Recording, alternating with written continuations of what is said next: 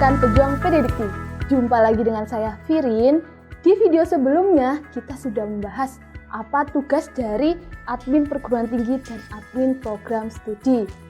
Nah, ternyata Bapak Ibu, pembahasannya tidak cukup hanya dibuat satu video saja. Mari kita bahas feeder secara tuntas satu persatu, mulai dari fiturnya, data apa saja yang diinputkan, dan permasalahan ataupun kendala yang dialami oleh Bapak Ibu operator. Oke, mari kita bahas dari halaman login terlebih dahulu. Untuk membuka aplikasi feeder, jika aplikasi ini diinstal di laptop atau komputer Bapak Ibu admin perguruan tinggi, maka aksesnya bisa melalui localhost. Sedangkan jika digunakan oleh banyak operator, sebaiknya aplikasi ini diinstal di server, kemudian di-online-kan, dan para operator bisa mengaksesnya melalui IP atau domain server tersebut. Oke, selanjutnya masuk ke halaman login. Bapak Ibu ini mengisikan username dan password, tetapi sebelum itu mohon dipastikan dulu aplikasi feeder sudah versi terbaru, yaitu 4.0 dengan versi database-nya 3.52. Oke Bapak Ibu, mari kita langsung saja membahas kendala yang pertama di halaman login, yaitu ketika Bapak Ibu mengisikan username dan password, muncul keterangan password tidak tepat seperti ini. Lalu apa yang harus dilakukan?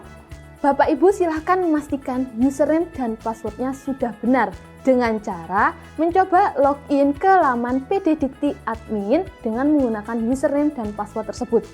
Jika berhasil login, maka username dan password sudah benar. Tetapi ketika Bapak Ibu login ke feeder tetap mengalami kendala yang sama, maka bisa dipastikan data username dan password di feeder dengan di PDDikti pusat berbeda. Kenapa datanya kok tidak sama? Ada dua kemungkinan Bapak Ibu. Kemungkinan yang pertama, Bapak Ibu pernah melakukan perubahan password tetapi lupa tidak sinkronisasi di feeder. Lalu apa solusinya? Silakan menggunakan fitur lupa password pada halaman login tadi, kemudian ikuti langkah-langkahnya. Ini hanya berlaku untuk admin perguruan tinggi saja. Jika Bapak Ibu bisa login di laman PDDikti admin, tetapi gagal login di aplikasi feeder, maka langkah pertama, silakan ambil kode registrasi di laman PDDikti admin pada menu Generate Profile. Kemudian, buka aplikasi feeder, klik link lupa password di halaman login feeder. Silahkan menginputkan username dan kode registrasi yang didapatkan. Kemudian klik tombol masuk. Silahkan tunggu beberapa saat sampai proses selesai. Dan silahkan akses kembali halaman login aplikasi feeder, kemudian masukkan username dan password yang digunakan untuk login di laman PDDikti admin.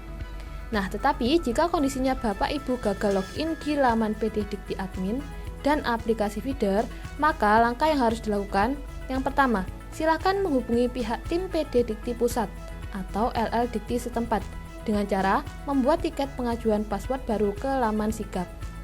Yang kedua, menunggu proses dari pusat selesai. Kemudian tim pusat akan memberikan password yang baru dan kode registrasi kepada Bapak Ibu. Username dan password yang baru bisa langsung digunakan login pada laman PDDikti admin. Sedangkan untuk aplikasi feeder, silahkan klik link lupa password yang ada di halaman login aplikasi feeder. Kemudian, masukkan username dan kode registrasi yang didapatkan tadi ke kolom username dan kode registrasi dan klik masuk. Jika proses sudah selesai, maka silakan untuk login kembali dengan menggunakan password baru. Untuk kemungkinan yang kedua, Bapak Ibu install aplikasi feeder terbaru tetapi file profilnya tidak sempurna, sehingga username dan password yang Bapak Ibu miliki tidak tercatat di database feeder. Solusinya, silakan Bapak Ibu install ulang dan memuat data awal kembali atau push profile lagi. Oke, lanjut ke kendala yang kedua. Ketika Bapak Ibu membuka aplikasi feeder, kemudian muncul halaman putih dengan error terjadi penyalahgunaan aplikasi seperti ini. Nah, berarti Bapak Ibu pernah mengedit data langsung di database feeder. Untuk menghindari permasalahan tersebut, maka Bapak Ibu jangan sampai mengedit di database feeder ya. Oke, kendala yang ketiga, muncul keterangan aplikasi sudah expired seperti ini. Maka silahkan Bapak Ibu mendownload dan menginstal update page terbaru aplikasi Feeder. Nantinya aplikasi ini akan otomatis terupdate. Oke, lanjut ke kendala yang keempat, di mana periode tidak muncul seperti ini. Maka silahkan Bapak Ibu buka aplikasi Service dan cari PD Dikti DB, klik Start, kemudian refresh aplikasi Feeder Bapak Ibu operator. Kendala yang kelima atau yang terakhir, ketika Bapak Ibu akses Feeder muncul halaman kosong seperti ini, maka silahkan Bapak Ibu membuka aplikasi Service lagi, cari PD Dikti Web SRV, klik Start dan refresh aplikasi PD Dikti Feeder Bapak Ibu operator. Oke, cukup 5 poin dulu kendala yang terjadi di halaman login. Kita langsung bahas halaman awal Feeder. Oke, ketika berhasil login, Bapak Ibu langsung masuk ke halaman awal aplikasi Feeder ini. Di sini ada beberapa tabel. Yang sebelah kiri ini merupakan tabel informasi perguruan tinggi. Jadi silakan dipastikan informasi perguruan tinggi Bapak Ibu sudah benar. Nah, di sebelah kanan ada tabel periode pelaporan lampau. Tabel ini berguna untuk menampilkan informasi terkait pembukaan periode lampau yang telah diajukan oleh Bapak Ibu di laman PD Dikti Admin. Biasanya membuka periode lampau ketika ada data yang masih tertinggal dan belum dilaporkan.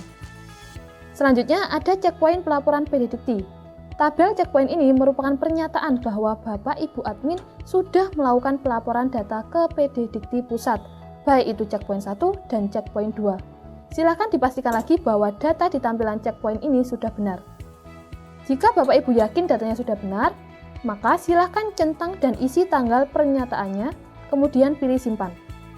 Perlu Bapak Ibu ketahui bahwa tombol simpan hanya tampil ketika periodenya masih aktif.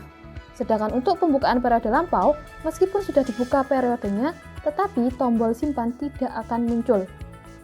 Nah, di bagian bawah sendiri, itu merupakan informasi umum terkait update aplikasi Feeder versi terbaru dan histori sinkronisasi.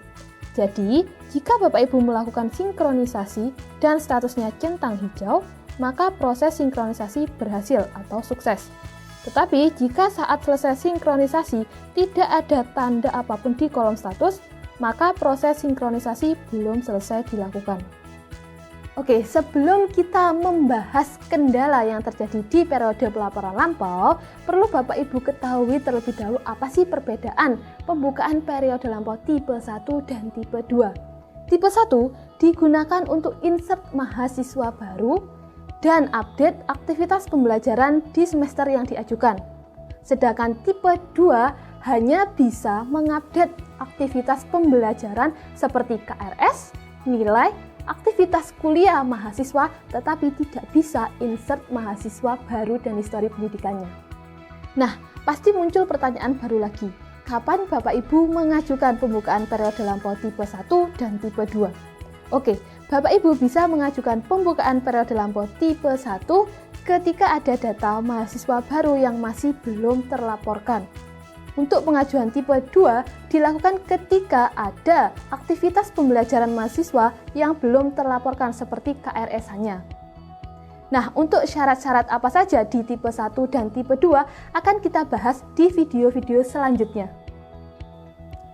Oke, sekarang kita bahas permasalahan selanjutnya yang sering dialami oleh operator ketika mengajukan pembukaan periode lampau. Yang pertama, kenapa pembukaan periode lampau sudah disetujui tetapi di Feeder tidak muncul? Ada dua kondisi Bapak Ibu. Kondisi yang pertama, ketika pengajuan pembukaan periode lampau sudah disetujui di laman PD Dikti Admin, Bapak Ibu wajib untuk melakukan sinkronisasi Feeder untuk menurunkan periode tersebut. Kondisi yang kedua, silakan cek dan pastikan terlebih dahulu di laman PD Dikti Admin bahwa periode yang Bapak Ibu ajukan sudah disetujui. Jika belum disetujui, maka meskipun sudah berulang kali sinkronisasi tidak akan muncul periode tersebut. Oke, pertanyaan yang kedua, jika ada mahasiswa angkatan 2019 yang datanya belum terlaporkan ke PD Dikti, sedangkan sekarang sudah periode 2020, maka apa yang harus dilakukan? Oke Bapak Ibu, kita ambil satu contoh. Misalnya ada mahasiswa angkatan 2019 Prodi S1 Sistem Informasi. Seharusnya mahasiswa ini didatakan dan dilaporkan ke PD Dikti pada periode 2019-1 atau ganjil, tetapi belum dilaporkan. Maka saya sebagai admin perguruan tinggi akan mengajukan pembukaan periode lampau tipe 1 di periode 2019-1 atau ganjil. Sedangkan untuk periode 2019-2 cukup tipe 2 saja. Oke, pertanyaan ketiga. Sudah mengajukan pembukaan periode lampau tipe 1 tetapi yang muncul tipe 2. Nah, ini Bapak Ibu perlu dipastikan lagi bahwa Bapak Ibu tidak mengajukan pembukaan periode lampau tipe 1 dan tipe 2 sekaligus di prodi yang sama. Contohnya, misal saya sebagai admin mengajukan pembukaan periode 2019-1 tipe 1 dan tipe 2 di prodi S1 Teknik Informatika. Nah, seperti ini tidak boleh. Kenapa? Karena kemungkinan nantinya yang turun atau yang muncul di feeder adalah yang terakhir disetujui. Bisa jadi tipe 1 atau tipe 2. Saya ingatkan lagi Bapak Ibu, jangan sampai mengajukan pembukaan periode lampau tipe 1 dan tipe 2 sekaligus dalam periode dan prodi yang sama. Oke, rekan-rekan pejuang peneliti, cukup sekian bahasan di video kali ini. Sampai jumpa di video selanjutnya yang akan membahas terkait biodata mahasiswa. Jangan lupa klik like, subscribe, dan tekan tombol loncengnya. Semangat para pejuang peneliti! Solusi teknologi perguruan tinggi Anda. Sevima, Revolutionize Education.